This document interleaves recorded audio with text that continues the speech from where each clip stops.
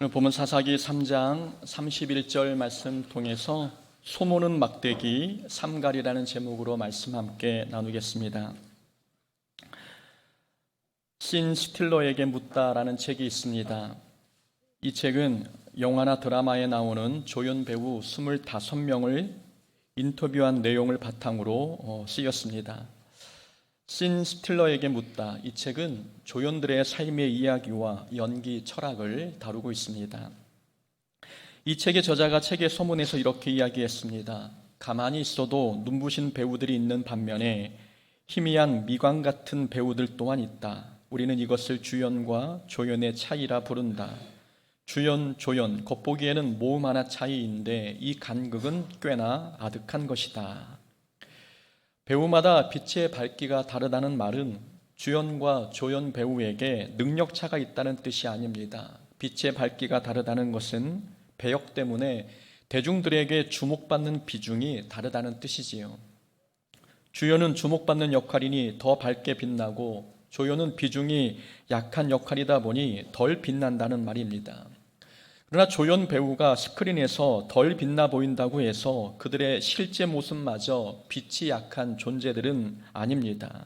이것이 바로 책에서 말하고자 하는 부분입니다. 책을 보니 조연 배우들은 간단한 배역이라도 허투루 준비하지 않았습니다. 자기 모습이 자신이 연기하는 배역처럼 보이게 하려고 배역 인물 공부를 열심히 했으며 관객들이 이질감을 느끼지 않도록 한마디의 대사에도 수백, 수천 번 연습했습니다. 책 속의 조연 배우들은 대중적 유명세를 얻기 위해 노력하고 있는 게 아니라 진짜 배우가 되려고 노력하고 있었습니다. 책을 통해 느낀 점이 하나 있습니다. 겉으로 드러난 것만 보고 판단하지 말아야 한다는 것입니다. 화면에 나온 시간이 짧다고 해서 그 배우의 대사가 한 줄뿐이라고 해서 실력 없는 배우나 노력하지 않는 배우라 말하지 말아야 한다는 것입니다.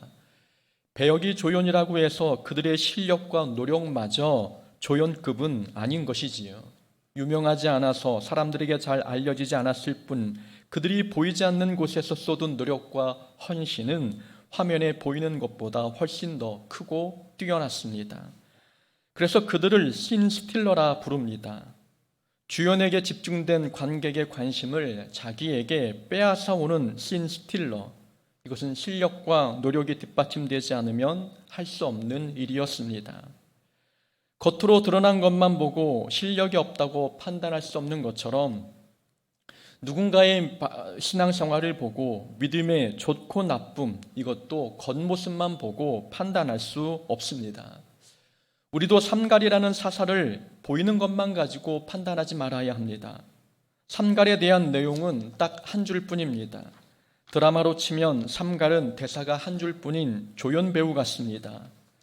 에훗 후에는 아낫의 아들 삼갈이 있어 소모는 막대기로 블레셋 사람 600명을 죽였고 그도 이스라엘을 구원하였더라. 이게 삼갈에 관한 내용 끝입니다. 첫 번째 사사 온니엘은 전쟁 경험이 많은 훌륭한 인물로 소개되었습니다. 왼손잡이 에훗은 신체적 약점에도 불구하고 적군을 암살하는 영웅 같은 인물로 소개되었습니다. 보통 영화에서 관객들의 마음을 사로잡는 인물은 영화 내용에 개인 서사가 들어가 있는 배역들입니다. 그러니까 기드온, 드보라, 입다, 삼손이 유명한 사사처럼 보이는 이유도 성경에 그들의 개인 인생 서사가 들어있기 때문입니다. 왼손잡이 에훗의 이야기에는 드라마틱한 요소가 많았습니다. 에훗 이야기에는 약자가 강자를 무너뜨리는 카타르시스가 있지 않았습니까? 삼손은 사사답지 않게 타락한 삶을 살았지만 결국 자기 목숨을 바쳐가며 민족을 구원했습니다. 입다는 출신 배경이 비천하여 사람들에게 멸시천대를 받았지만 서름을 극복하고 자기를 멸시하는 자를 구원하는 일에 헌신했습니다. 유명한 사사가 등장한 사건에는 사사들의 개인 인생 스토리가 드라마틱하게 녹아 있었습니다. 그런데 이런 사사는 독자들에게 영웅처럼 그리고 주연 배우처럼 보이게 되었습니다. 그러나 삼갈 이야기에는 삼갈을 주인공처럼 보이게 하는 개인 이야기가 없습니다. 그래서 다른 사사에 비해 삼갈은 비중 없는 역할을 맡은 것 같고 하찮은 일에 쓰임받은 것처럼 보입니다. 그러나 보이는 것만 가지고 그 인물의 믿음과 헌신을 판단하지 말아야 합니다. 삼갈이 한 일은 비중 없는 일이 아니었습니다. 삼갈이 소모는 막대기로 블레셋의 정예부대 600명을 죽인 일이 어찌 비중 없는 일이겠습니까? 600대 1로 싸울 때 삼갈이 목숨을 잃을 뻔한 위기가 한두 번 아니지 않았겠습니까? 블레셋의 정예부대를 상대하는데 자기가 들고 있는 무기는 고작 막대기뿐이었습니다. 막대기를 들고 싸우러 나갈 때 삼갈에게 어찌 인간적인 고민이 없었겠습니까? 글로 표현되지 않아 사람들에게 알려지지 않았을 뿐이지 정황상 삼갈이 행한 구원 사역에도 다른 사사들처럼 드라마틱한 개인 이야기가 많을 수밖에 없었습니다. 그러나 삼갈의 이야기에는 개인의 영웅담 같은 이야기를 모두 빼버렸습니다. 이유는 하나님이 주인공처럼 보이게 하기 위함이었습니다. 사사기의 주인공은 하나님이십니다. 우리의 진정한 사사는 하나님이시다라는 이것이 사사기 전체의 주제입니다. 12명의 사사 중에 하나님이 주인공이라는 것을 가장 잘 보여주는 인물은 바로 오늘 본문에 언급되고 있는 삼갈입니다. 사람의 역할이 강조될수록 하나님의 위대함은 줄어듭니다. 그러나 사람의 역할이 줄어들수록 하나님의 능력과 위대함은 커집니다. 삼갈의 이야기에 사람의 수고와 노력이 생략된 것은 하나님의 능력을 극대화하기 위함이었던 거지요. 그러니 삼갈에 관한 기록이 비록 한 줄뿐이라고 해서 삼갈이 다른 사사에 비해 믿음이 약하거나 헌신이 약하다고 판단하지 말아야 합니다.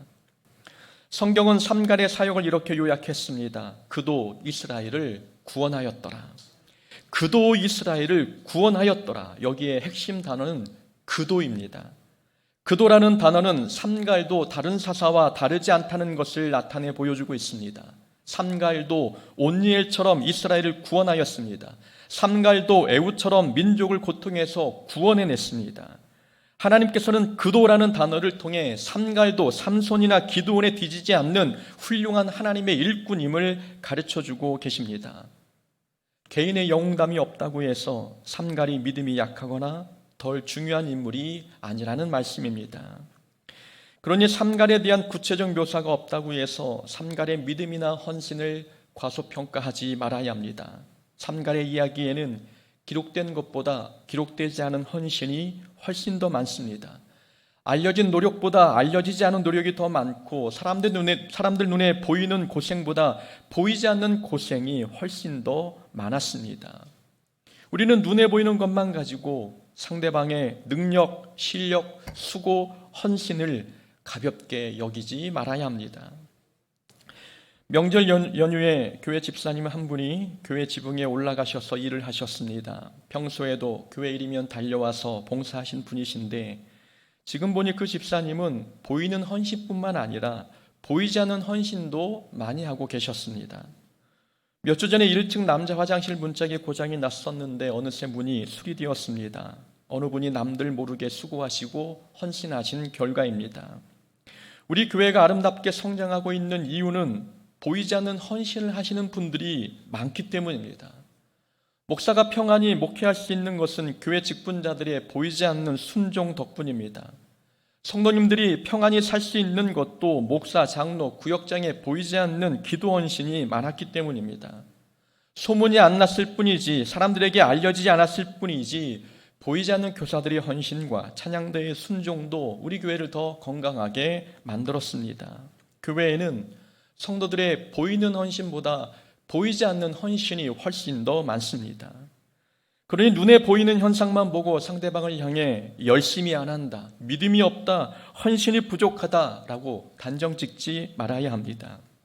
하나님의 영광을 위해 자기의 수고와 헌신을 감춘 것뿐이지 그렇다고 믿음이 적거나 헌신이 부족한 것은 아닙니다. 본문을 보면 삼갈에 대한 정보가 매우 제한적입니다. 삼갈의 직업은 농부라는 것, 그가 블레셋 민족과 싸울 때 사용한 무기는 소모는 막대기였다는 것, 그리고 삼갈이 물리친 적군의 수가 600명이라는 것, 이게 우리가 삼갈에 관해 알 수 있는 정보 전부입니다. 우리는 이런 삼갈의 정보를 통해 얻을 수 있는 교훈 세 가지를 살펴보고자 합니다. 우선 첫 번째 교훈은 삶의 자리와 사명의 자리는 연결되어 있다는 것입니다. 삼갈은 밭일하는 농부였습니다. 하나님께서는 삼갈에게 사사의 사명을 맡기시려 할 때에 삼갈을 특별한 훈련소로 보내지 않으셨습니다. 하나님께서는 삼갈을 따로 불러 훈련하지 않으시고 소를 몰며 농사짓던 삼갈을 바로 사사로 사용하셨습니다. 삼갈은 하나님의 일을 자기의 삶의 자리에서부터 시작했습니다. 특별한 자리, 특별한 장소에서 사명을 시작한 게 아니라 농부라고 하는 삶의 자리에서 하나님이 맡겨주신 사명을 이어갔습니다. 밭은 전쟁터가 되었고 소를 몰던 막대기는 무기가 되었습니다. 삼갈의 삶의 자리는 사명의 자리와 연결되어 있었습니다. 사람들은 생각합니다. 하나님의 특별한 일을 하려면 특별한 장소에서 특별한 훈련을 받아야 한다고 생각합니다. 그러나 그렇지 않습니다. 하나님께서는 하나님의 일꾼을 훈련하실 때에 지금 살고 있는 삶의 자리에서 훈련하십니다. 왜냐하면 삶의 자리가 하나님의 사명을 이루어야 할 우리의 거룩한 사명의 자리이기 때문에 그렇습니다. 지금 우리가 사는 삶의 자리는 사명의 자리와 무관하지 않습니다. 모세는 이스라엘 민족을 출애굽시켜야 할 사명이 있었습니다. 모세가 하나님께 사명을 받았을 때 그의 직업은 목동이었지요.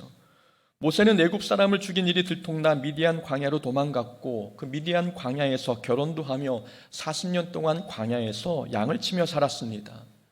모세가 40년 동안 양을 치며 살았던 광야의 삶이 하나님께서 맡겨주신 사명과 무슨 연관이 있었겠습니까? 그러나 모세가 40년 동안 광야에서 양을 치며 살았기에 이스라엘 민족을 광야 40년 동안 잘 인도할 수 있었습니다. 광야에서 자기 삶을 열심히 살다 보니 어느새 그게 사명을 이루는 훈련이 되었습니다. 모세의 삶은 사명의 자리와 연결되어 있었습니다. 구약의 요셉이 어떻게 강대국 애굽의 총리 대신으로서 사명을 잘 감당할 수 있었겠습니까? 특별한 장소에서 특별한 교육을 받은 적이 없는데 말입니다.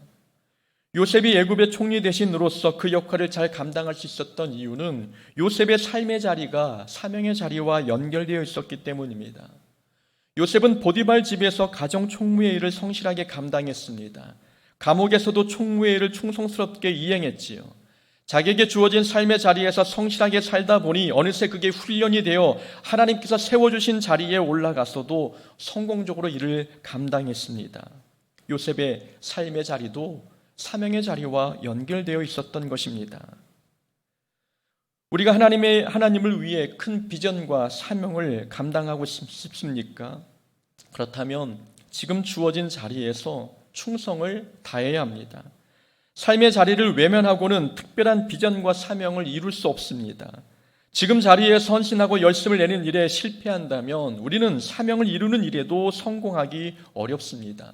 지금 우리의 삶의 자리가 사명의 자리와 연결되어 있기 때문입니다. 사명은 지금 우리의 삶의 자리에서부터 시작해야 되는 것입니다. 그래서 학생은 열심히 공부해야 합니다. 학생에게는 공부가 하나님이 주신 사명이기 때문입니다. 공부는 인내와 끈기를 길러주고 오래 앉아있는 훈련도 시켜줍니다. 하나님의 일을 할 때 필요한 덕목들 대부분 학생 때 공부하면서 길러집니다. 그러니 학생들은 공부가 체질에 맞지 않은 것 같아도 책상에 앉아 열심히 공부해야 합니다. 직장인은 다니는 직장의 사명의 자리이고 주부는 가정의 사명의 자리입니다. 우리가 하나님을 위해 헌신하고자 한다면 자신의 삶에서부터 그 헌신을 시작해야 합니다. 교회에서 우리가 맡고 있는 봉사와 역할도 하나님께서 주신 사명과 연결되어 있습니다. 그러니 교회에서 아무리 작은 일을 맡았다 해도 최선을 다해 충성해야 합니다. 지금 자리에서 불평하지 않고 열심히 헌신하다 보면 어느새 하나님께서 주신 사명을 감당하고 있는 자기 자신을 발견하게 될 것입니다. 삶의 자리가 사명의 자리와 연결되어 있기 때문입니다. 다윗을 한번 생각해 보십시오. 다윗은 자신을 죽이려는 사울 왕을 피해 아둘람 굴로 피해갔고 아둘람 굴을 거쳐 모압 땅으로 도망갔습니다. 그때 선지자 갓이 다윗에게 찾아와서 유다 땅으로 돌아가라고 했습니다. 유다 땅에 돌아가면 다윗을 죽이려는 사울 왕을 만날 수도 있는데 선지자 갓은 그런 위험이 도사리고 있는 유다 땅으로 다윗을 돌려보냈습니다. 이유는 유다 땅이 다윗에게는 사명의 자리였기 때문입니다. 유다 땅이 다윗에게 삶의 자리였지만 그 삶의 자리가 다윗에게 사명의 자리와 같았습니다. 하나님께서는 다윗을 이스라엘 왕으로 세울 계획을 가지고 계셨습니다. 그래서 유다 땅에 다윗을 미워하는 사람이 있어도, 유다 땅에 다윗을 힘들게 하는 사람이 있어도 하나님은 다윗으로 하여금 삶의 자리를 떠나지 않게 하셨습니다. 삶의 자리가 다윗에게는 곧 사명의 자리였기 때문입니다. 우리가 사는 삶의 자리, 우리가 다니는 교회, 그곳에 우리를 미워하고 시기하는 사람이 있어도 우리는 그곳을 떠나지 말아야 합니다. 삶의 자리가 사명의 자리이기에 우리는 사명을 가지고 지금의 삶의 자리를 지켜내야 합니다. 삶의 자리를 벗어나는 것은 사명의 자리에서 벗어나는 것과 같습니다. 하나님의 일을 하기 위해서 어떤 특별한 자리가 필요한 게 아닙니다. 농부 삼갈의 삶이 사명으로 이어진 것처럼 우리의 삶의 자리가 하나님이 맡겨주신 사명의 자리로 이어질 것입니다. 두 번째로 얻는 교훈이 있습니다. 하나님의 일은 도구가 좋아야 잘할 수 있는 게 결코 아니라는 사실입니다. 삼갈이 사용한 무기는 소모는 막대기였습니다. 소모는 막대기는 그 끝에 날카로운 꼬챙이가 붙어 있었는데 삼갈은 그 막대기로 600대 1로 싸워 승리했습니다. 삼갈은 블레셋의 정예부대와 싸울 때 다른 특별한 무기를 원하지 않았습니다. 삼갈은 무기라고 하기에는 너무나 형편없는 도구로 블레셋을 물리쳤던 거지요. 도구가 좋아야 하나님의 일을 잘할 수 있는 게 결코 아닙니다. 문제는 하나님께서 그 도구를 사용하시느냐입니다. 아무리 도구가 보잘것없어도 하나님께 사용하시면 좋은 도구가 될 수 있습니다. 모세는 자신이 평소 지니고 다녔던 지팡이로 하나님의 거룩한 사명을 감당했습니다. 바로를 상대할 때 들고 있는 지팡이로 10가지의 재앙을 일으켰고 홍해 바다도 들고 있는 지팡이로 이루어냈습니다. 갈랐습니다. 막대기에 불과한 도구가 하나님께서 사용하시니 능력의 지팡이가 된 것입니다.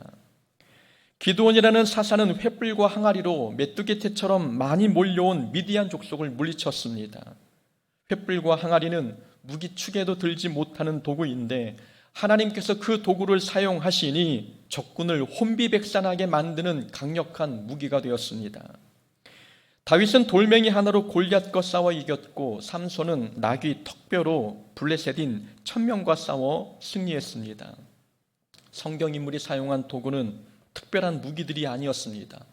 그런데도 말도 안 되는 대승을 거둔 이유, 그것은 도구 때문이 아니라 하나님의 능력 덕분이었습니다. 그래서 우리는 하나님의 일을 할 때 좋은 도구, 좋은 능력, 좋은 은사, 좋은 사람이 있어야 좋은 결과를 얻을 수 있다고 말하지 말아야 합니다. 중요한 것은 도구가 아니라 우리가 가지고 있는 것에 하나님의 은혜와 능력이 부어지느냐, 여기에 관건입니다. 그러니 더 많은 능력, 더 좋은 환경, 더 훌륭한 일꾼을 욕심내지 말고 지금 내가 가지고 있는 것에 하나님의 능력이 부어지길 위해 기도해야 합니다. 아무리 보잘것없는 사람도, 연약하고 부족한 공동체도 하나님의 은혜가 그 위에 부어지면 하나님의 귀한 도구로 쓰임받을 수 있는 것입니다. 그러므로 누구든지 이런 것에서 자기를 깨끗하게 하면 귀히 쓰는 그릇이 되어 거룩하고 주인의 쓰심에 합당하며 모든 선한 일에 준비함이 되리라.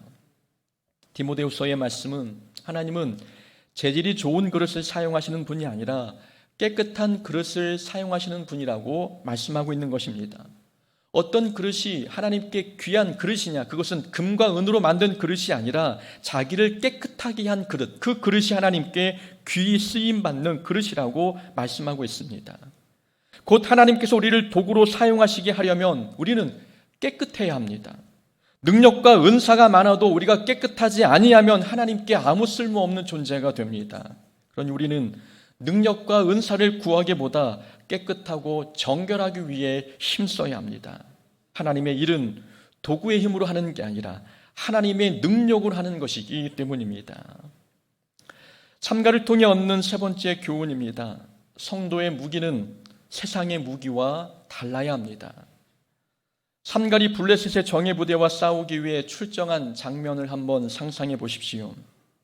블레셋은 철기 문화가 발달되어 있는 나라였기에 블레셋 군인들은 철제 무기로 무장되어 있었습니다. 그런데 한 농부가 막대기 하나를 들고 블레셋 군대와 싸우겠다고 다가왔습니다. 저 농부가 밭을 가려고 나온 것인지 아니면 싸우러 나온 것인지 블레셋 군인이 보기에 우스워 보이지 않았겠습니까? 막대기를 들고 나타난 삼갈은 블레셋 군인들에게 조롱거리가 되었을 것입니다. 물맷돌을 들고 나타난 다윗을 골리앗이 비웃었던 것처럼 말입니다. 블레셋 군인들은 아마 전쟁에 참전하려면 적어도 갑옷을 입어야 하고 칼을 들어야 한다고 생각했을 것입니다. 그러나 삼갈이 들었던 무기는 달랐습니다. 삼갈은 소모는 막대기를 들고 나왔고 그 막대기로 대승을 거두었습니다. 성도의 무기는 세상의 무기와 달라야 함을 가르쳐주고 있는 대목입니다. 무기가 달라야 한다는 것은 그리스도인은 세상을 사는 방식이 세상 사람들과 달라야 한다는 것을 뜻합니다.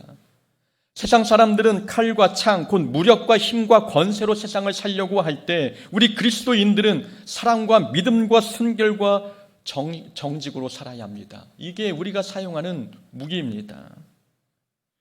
예수님의 12제자 중에 마태와 시몬이 있었습니다. 마태의 직업은 세리였고 시몬은 이스라엘의 독립을 위해 로마와 싸우는 독립투사였습니다. 마태와 시몬은 각자 자기만의 무기를 가지고 살고 있었습니다. 마태의 무기는 돈이었고 시몬의 무기는 칼이었습니다. 마태는 자기가 원하는 삶을 얻으려면 돈이 있어야 한다고 생각했습니다. 시몬은 힘이 있어야 자기가 원하는 독립을 얻을 수 있다고 생각했습니다. 그런데 예수님을 만나자 마태와 시몬은 무기가 달라졌습니다. 마태와 시몬은 각자 돈뭉치와 칼을 내려놓고 사랑을 무기로 삼았습니다. 예수님께서 세상과 싸워 이긴 무기는 사랑이었기 때문입니다. 세상은 칼과 창으로 예수님을 위협했지만 예수님은 십자가의 사랑으로 세상을 굴복시키고 사람을 변화시키셨습니다. 그리스도인의 무기는 그래서 사랑입니다. 세상 사람들은 돈과 권력을 무기 삼지만 우리는 사랑을 무기 삼아야 합니다. 아무리 사람이 돈 앞에 마음이 약해지고 권력 앞에 고개를 숙인다 해도 돈과 권력이 사랑보다 강력한 무기가 될 수는 없습니다. 예수님은 원수를 사랑하라 말씀하셨지요. 원수를 생각하면 복수의 칼을 갈아야 할 것 같은데 예수님은 사랑하라고 말씀하셨습니다. 원수를 완전히 이기는 방법은 원수를 굴복시키는 것이 아니라 변화시키는 것입니다. 원수를 변화시키려는 좋은 무기는 칼이 아니라 사랑이지 않겠습니까? 고린도 교회가 4개의 파로 교회가 분열되었습니다. 바울은 분열된 교회를 하나로 만들기 위해 고린도전서 13장에서 사랑을 강조했습니다. 세상은 갈등이 벌어졌을 때 옳고 그름을 따져 시시비비를 가리려고 합니다. 그래서 잘못한 사람을 벌주고 찍어 눌려서 자기 옳음을 증명하려고 합니다. 세상은 그렇게 힘으로 싸워 이기는 게 진짜 이기는 것이라고 생각합니다. 진짜 이기는 것은 모든 갈등을 봉합하는 것입니다. 물과 기름처럼 갈라진 관계를 다시 하나로 만드는 게 진짜 승리하는 것입니다. 그러면 그 끊어진 관계를 이어주는 강력한 무기는 바로 사랑입니다. 그래서 그리스도인은 사랑을 무기로 삼아야 합니다. 세상은 칼로 상대를 제압하고 굴복시키려 하지만 그리스도인은 사랑으로 이해하고 포용하며 상대를 변화시켜야 합니다. 그게 그리스도인이 사랑을 무기 삼고 살아가는 삶의 방식입니다. 또한 그리스도인의 무기는 믿음입니다. 무릇 하나님께로부터 난 자마다 세상을 이기느니라. 세상을 이기는 승리는 이것이니 우리의 믿음이니라. 요한일서 5장 4절에서 그리스도인이 세상을 이기는 무기가 믿음이라고 가르쳐주고 있습니다.